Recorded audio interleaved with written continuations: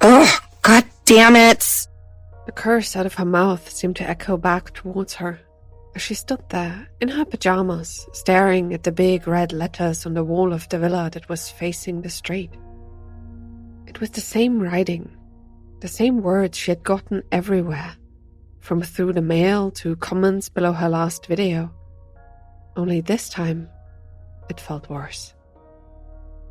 Was that blood? Beverly wrinkled her nose as she stepped back, then looked around again. This wasn't a joke. Shouldn't the police be doing something about it by now? Well, she would have to call them again, and she already knew how they would treat her. With contempt, as they always did. Beverly shook her head, then scoffed before turning around and walking back into the entrance of the big house. Yeah, it was a joke. And a bad one at that. She felt the rough fabric on her ankle, looked down and could see the small black square rubbing over her skin, almost staring at her with the two LEDs facing upward. If it weren't for you, I'd already be gone. She hissed at it, knowing it wouldn't answer. This little snitch wasn't here to protect her after all, but to hold her. Beverly let the door fall shut behind herself and walked barefoot over the marble floor. So much space, and yet it felt suffocating. The whole villa all to herself, but not being able to leave meant it wasn't a house, but a prison. She felt tears welling up in her eyes, quickly wiped them away, then headed up the stairs to her room. It was unfair. So unfair. This kind of punishment wasn't humane at all. What was she meant to do now? Sit there and wait? Maybe, if she asked Dad again, he could do something. He had brought her into this mess after all. Well, his oh-so-great lawyer, at least. Beverly shook her head again, but resolved to at least give it a shot. Maybe if he heard about the vandalism, his mind would change. She hopped up the last 2 steps and walked through the completely empty house until she reached the only room that seemed to have at least a tiny bit of life left in it. With a big, comfy bed, a couch, a TV, and even a mini-fridge, she would hardly need to leave it at all, which almost made it feel worse. Like she had chosen an even smaller prison in the big one she had been forced into. Once every 3 days, people came by to clean up and restock, which, while it sounded nice not having to do any work, now also filled her with this strange kind of loneliness. Her friends had stopped coming over a week ago, so those attendants were her only real human contact left. Beverly felt another tear welling up and shook her head. No, she couldn't think like that. Soon her friends would return. They just had other things to do right now. She could still chat with them online, even if she couldn't join their parties. Beverly jumped onto the bed, felt herself bounce a bit, and finally managed a smile. Man, she wanted to party so bad right now. Just to take her mind off things. Maybe she could call Jack? Even if she wasn't able to leave this place, as long as he was stealthy, he could at least get her something to help with the boredom. Beverly felt a sudden stinging pain in her chest at the thought. Memories rushed back to her, and she noticed her hands had begun trembling. The judge had been very clear and very, very mad at the sentencing. He had warned her that there would be drug tests, and if she failed, she'd be in a whole lot of trouble. Beverly turned her body around until she could stare at the ceiling of the room. It was a pristine white, but in her vision, it almost seemed like red spots were forming there. She shook her head immediately. No, it hadn't been her fault. Just a party that got out of hand. It wasn't like she had been in her right state of mind. The words down by the front entrance came back to her. Remember Maria Croft. Beverly felt a pang of guilt and pulled out her phone. Jack would have something, right? Something to help her forget. She pulled up his contact, read the last few messages between them, then hesitated. It was from the night of the accident, her almost flirting with him and his weirdly dry responses. Money up front. That was his last message. Right now, she didn't have access to her normal credit cards. And even if she had, someone was watching those bank statements, she was sure. Would Jack accept something else? Maybe her TV or something like that? She highly doubted it. He wasn't one for negotiations. Then maybe one of her friends could get something for her and bring it by? Beverly felt another pang of guilt. Their eyes, when they had come here, they had looked at her like she had died herself. She closed the app and put down the phone. Maybe partying wasn't the right move at this time. After her dad's lawyer had coached her, she had promised that she would spend her days in the house reflecting, praying, and changing herself. Should she give it a try? Maybe someone would have mercy on her and release her early. Beverly scrambled and sat up and closed her eyes. This whole mess started with the party. Yeah, but was she really completely blameless? Driving back had been a bad idea, but what else could she have done? The accident that followed was just that, an accident.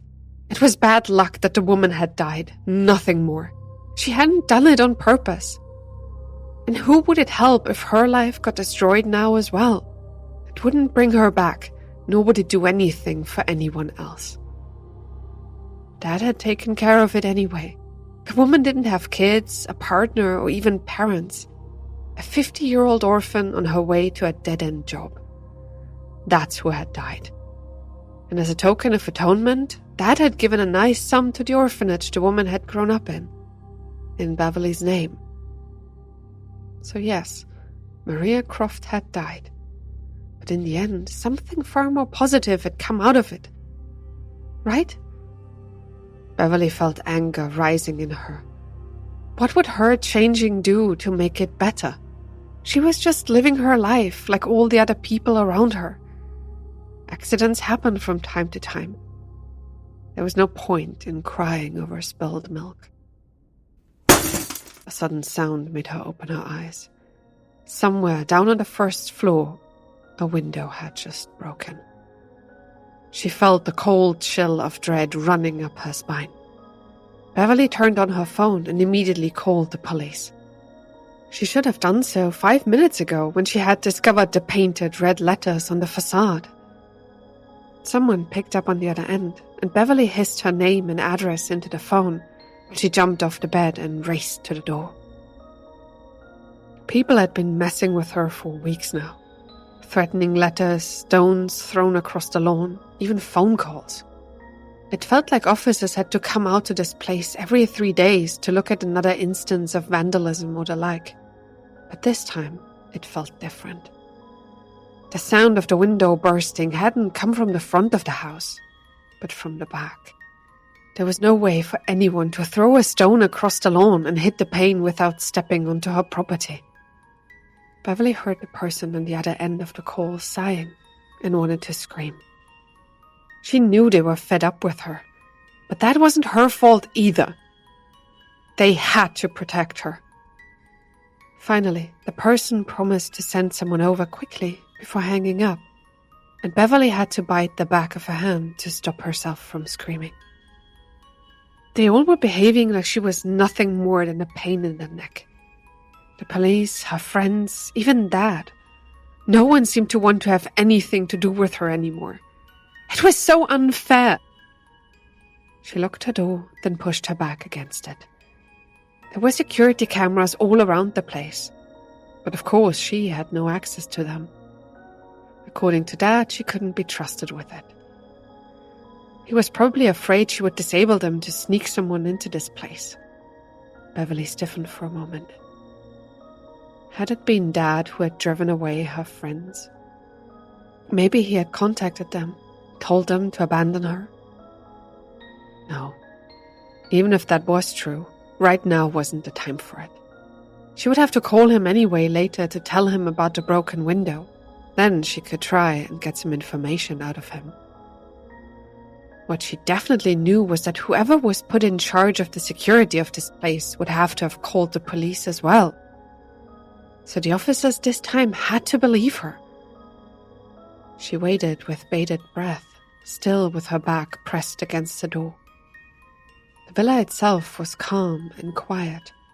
Beverly couldn't hear a single sound right now inside the house, which soothed her nerves a tiny bit.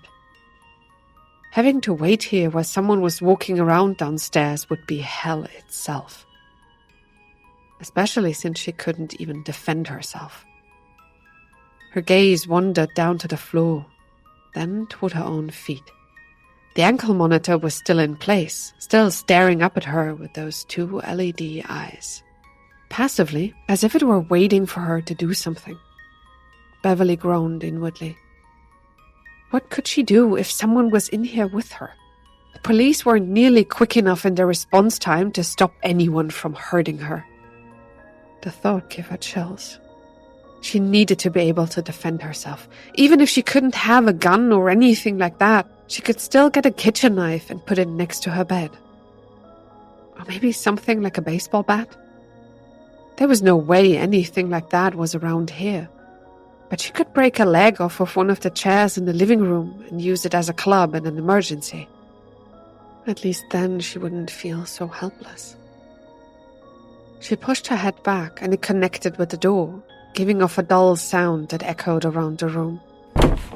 From somewhere inside the giant house, someone knocked back.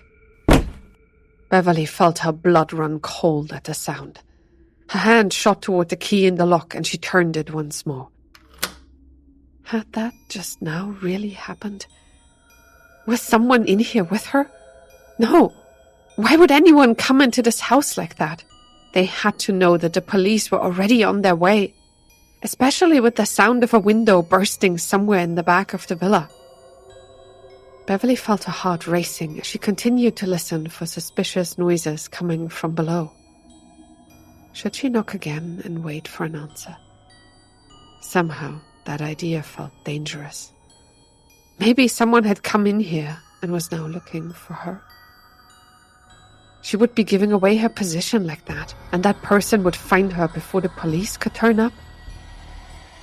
Beverly shivered as she stood there and looked at the windows of her room. Should she try to climb down one of them? The ankle monitor wouldn't go off as long as she stayed away from the fence, she knew, so at least in that regard she should be safe. She took a step away from the door, then suddenly heard the doorbell downstairs. Was it the police or a trap? Beverly looked around her room. There was nothing here she could use as a weapon. The bell sounded a second time. Should she run downstairs and hope she had just imagined the knock from before? Or maybe scream for help right now?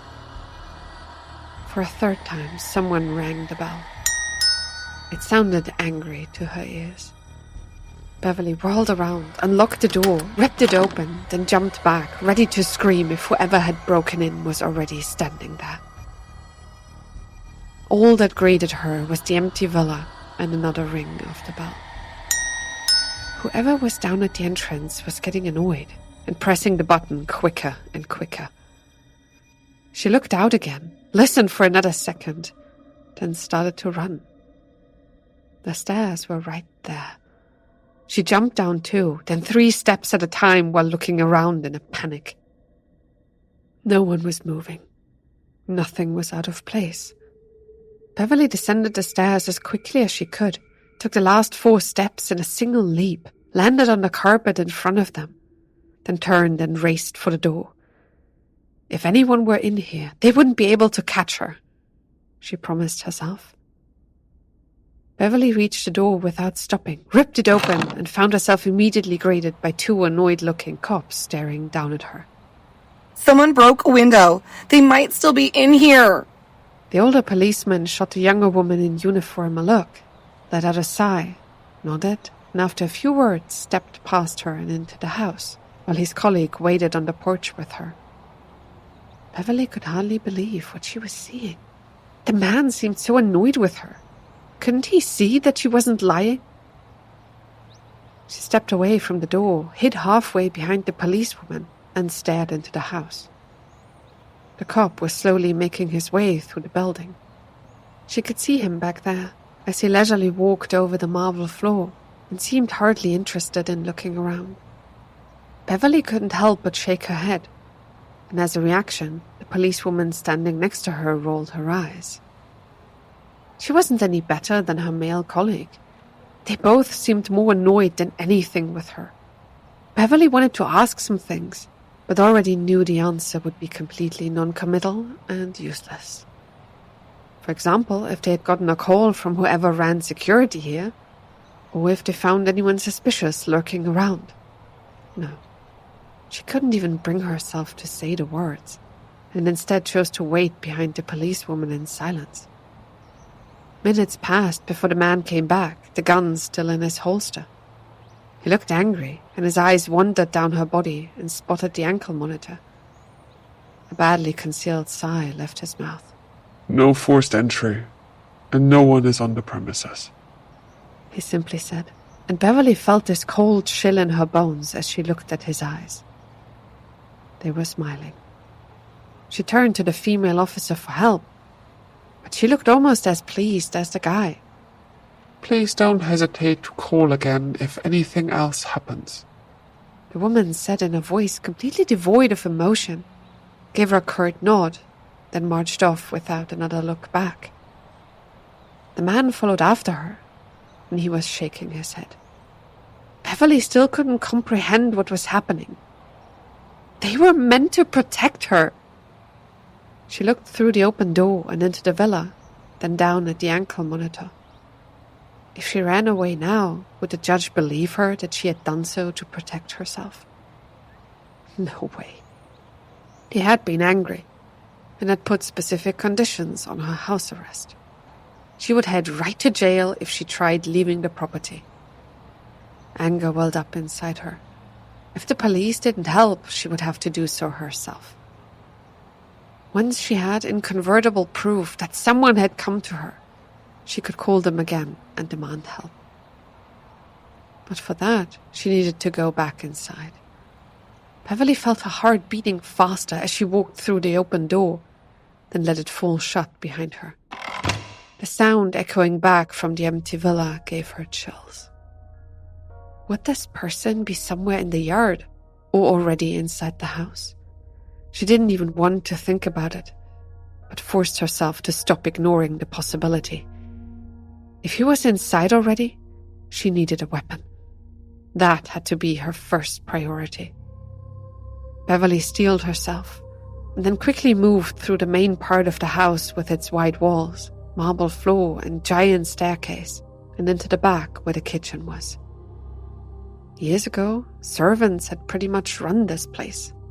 From cooking to cleaning, everything had been done in-house.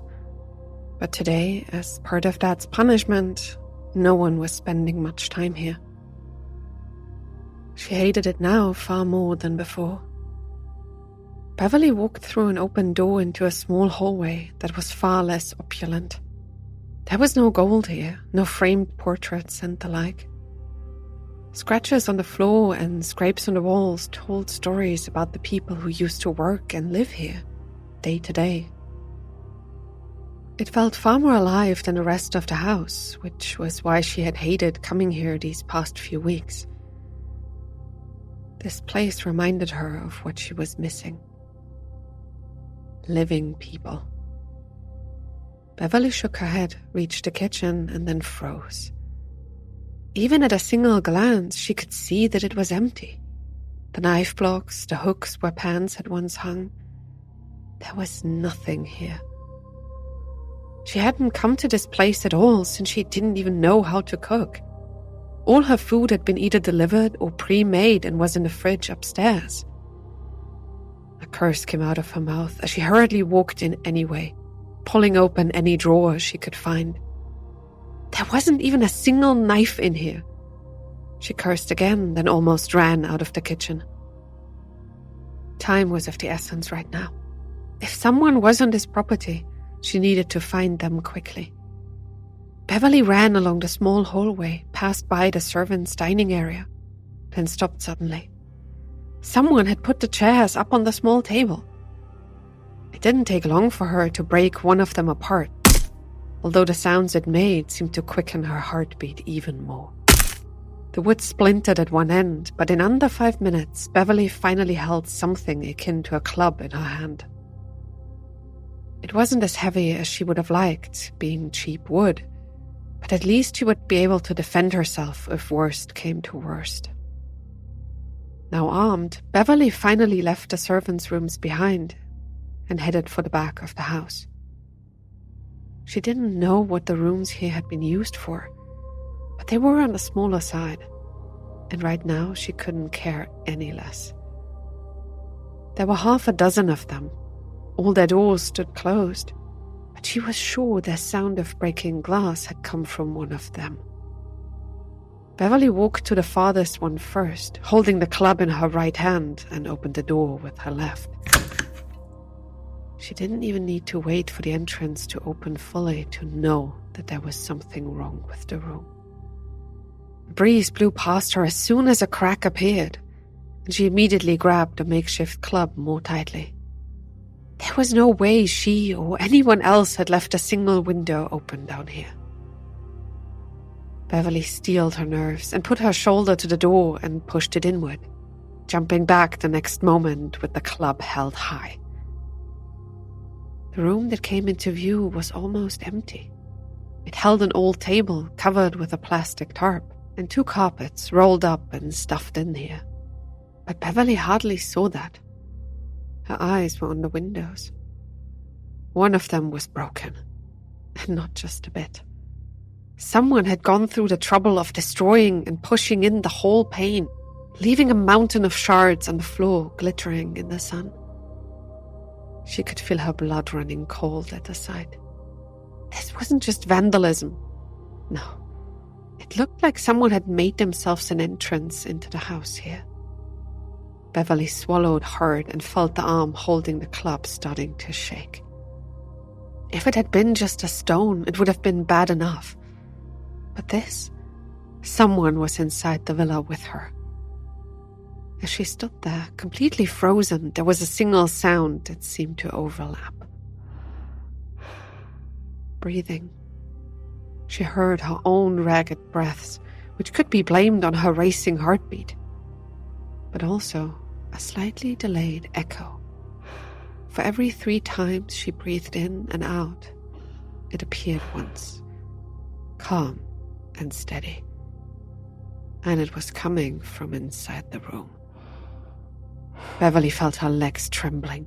He was here, the intruder, in the room right in front of her, and he was waiting for her to step over the threshold. Beverly felt her feet moving back. She needed to get out of here. There was no way she was going to risk it by jumping into a room where someone was already waiting for her. With a whimper coming from her throat, she turned and started to run.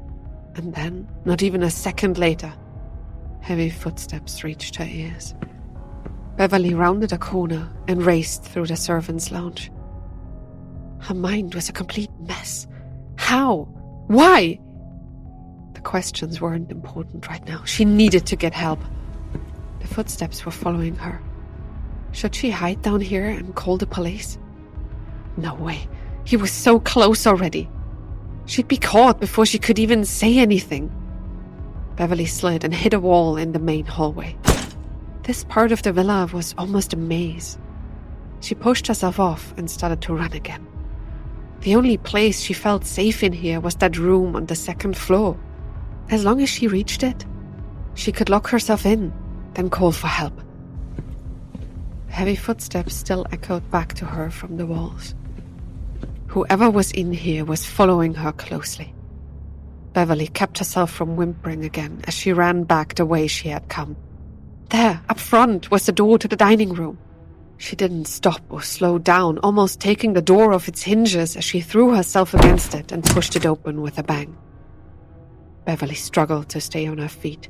She was sliding over the marble, hit the big, dark dining table, tried to push herself off, and then almost screamed. For a single moment, as she turned her head, she looked back down the hallway she had come through. A figure was walking toward her, dressed in dark clothing with a hoodie and a mask. She could see the broad shoulders, the heavy boots, and what made her almost cry out, in the person's hand, there was a sickle. This wasn't a joke, and it wasn't meant to only scare her. The moment she noticed the weapon, she knew deep down that this person had come here for a different reason. To kill her. Beverly couldn't hold it in any longer. The scream that had been held back finally broke out of her as she pushed herself off the table and ran toward the next door, the one leading to the living room. She needed to get away from here. If she could just get a few minutes, she could call the police. The officers who had been here before would turn back and reach this place in a few minutes. A stinging, nagging feeling gripped her chest as she thought this. Beverly felt cold sweat running down her back. She reached the door, pushed it open, and threw it shut behind her before sprinting through the ornate living room. Dead eyes were staring at her from a few portraits. Small golden details shimmered against the dark wood. Beverly couldn't concentrate on that. Her eyes were focused solely on the door on the other side, the one leading to the auditorium where the stairs were. All the money in the world wouldn't help if the intruder caught up to her. She heard the door from the dining room opening just as she reached the one leading out. Her head turned inadvertently, and she caught another glimpse of the person coming after her. That strange white mask was formed like an expressionless human face, but behind it she caught sight of blue eyes staring out at her. Beverly felt a chill in her bones as their gazes met for the first time. Never before in her life had she ever seen anyone looking at her with such contempt and hate. There was no doubt about it in her mind. He wanted to kill her. Beverly heard the door opening and only then realized that she had frozen in place. The man was coming toward her. She forced herself to turn and run again, felt the stinging pain in her chest as she finally saw the stairs and sprinted toward them. Thoughts were swirling around her mind. That police officer, the man, how could he have missed the intruder? She had told him where she had heard the glass breaking from. Had he just not bothered looking? Or, even worse, had he seen him but done nothing about it? The guy in charge of security hadn't called in either. Had she been abandoned? Beverly felt like screaming as she thought about it. She reached the stairs, jumped up the steps, then found herself looking back without meaning to do so. He was coming. The dark-clad figure was walking across the auditorium already, toward the stairs. A sickle in one hand and something small and dark with a bunch of antennas in the other. Beverly didn't know what it was, and she didn't care. Her thighs felt like they might burst as she continued to jump up the steps to get away from him. Finally, the top of the stairs appeared in front of her. She ran up the last 2 steps, turned, and raced toward her room. Her door was right in front of her. She jumped in, out of breath, threw it shut, and locked it. Heavy boots were coming up the steps. Beverly felt like screaming, but kept her mouth shut as she put down her weapon and pulled out her phone. Please, she begged in her mind. All she needed was a few seconds, just enough to scream for help. She dialed the number, then froze in terror again. The signal bar on the screen was empty. Beverly saw the call trying to connect, then stopping not even a second later. No signal. She dialed again. 3 numbers that would save her life. Still, no signal. Not even emergency services were reachable. Cold sweat ran down her face and back. She smelled the sour stench. then heard the heavy footsteps slowly coming up the stairs. Should she have run out the front door instead of up here? No, this wasn't the time for thoughts like that. Her shoulder touched the light switch of the room, but the bulb hanging from the ceiling didn't turn on. The power was out. But that didn't mean she shouldn't have a signal. Why? How? Heavy boots reached the top of the stairs. Was it him? Did he have some kind of phone jammer? Beverly felt like she would faint. Those were illegal, she thought, then immediately screamed at herself that didn't matter right now. The footsteps were coming for the door. She couldn't call for help, and this room wasn't safe anymore. Fight or run? Her whole body was shaking. How could she fight this intruder when he had a real weapon and she only had a makeshift club? Her back was against the door, but the wood had never felt this flimsy before. It wouldn't last more than a few seconds, her instincts warned her. Then he would be in here with her. She pushed herself off the door and ran across the room. There was only one place where she could run to. The window. Beverly pulled it open as quietly as she could and heard the footsteps stop in front of her room.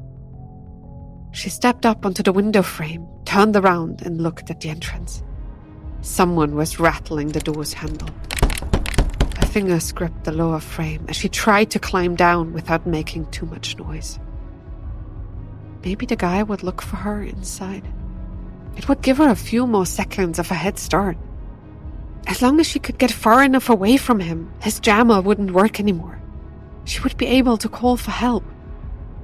Cold sweat was on her fingertips as she lowered her body down, then suddenly felt herself slipping. A scream escaped her as she lost her grip completely and fell. The world seemed to whirl around her, but only for a moment before her back hit the lawn with a thud, and something snapped inside of her. Pain spread across her upper body, but Beverly couldn't concentrate on that. She jumped as she heard a noise through the open window. Heavy footsteps were racing away from the door and back into the house. Beverly had tears in her eyes. He was coming down. She needed to get away from here. Looking around, she could see the tall, trimmed hedges shielding the high fence from view. If she could hide there, he wouldn't find her. Maybe someone was already coming to help. If the power was cut, whoever handled security would notice. Right? She ignored the pain and raced toward the hedge. As long as he didn't see where she had gone, he'd never find her. This was her chance. Maybe if he started looking in the wrong direction, he'd inadvertently let her get out of range, too. She ran, and even though the pain in her left shoulder flared up with every step, Beverly forced herself to keep her mouth shut. Just a few more seconds. That was all she would need. Her feet reached the edge of the lawn. She pushed herself between two massive golden arborvitae, ignored the tiny branches scratching the skin of her face and arms, then heard the door of the terrace suddenly opening. Beverly could feel her heartbeat in her feet. He hadn't seen her, right? Shivering and shaking, she stared out from between the hedges. The dark figure was slowly walking out and onto the lawn. He was looking around from side to side. She closed her eyes for a moment and bit the inside of her cheek. "Don't make a sound," Beverly screamed at herself. This wasn't a game. He would kill her if he found her. She opened her eyes again and could see the intruder moving the arm with the sickle up and down in frustration. Slowly, she moved herself back. He mustn't spot her, even by chance. Her back touched the fence, and suddenly something started to vibrate. Not her phone, but the thing stuck to her leg. The ankle monitor. Beverly put her hands in front of her mouth to keep herself from screaming. It vibrated a second time. Her mind went blank. She felt sick to her stomach. A third time, the ankle monitor vibrated. Beverly knew what would happen next. She had read about it, but couldn't move forward or back. A tear ran down her face as the thing on her ankle gave off a shrill warning tone. Her own scream followed as she heard the heavy footsteps storming toward her. Beverly's legs gave out, and she fell to her knees as a dark-clad hand shot through the hedge, grabbed her by the throat, and pulled her out, screaming and crying.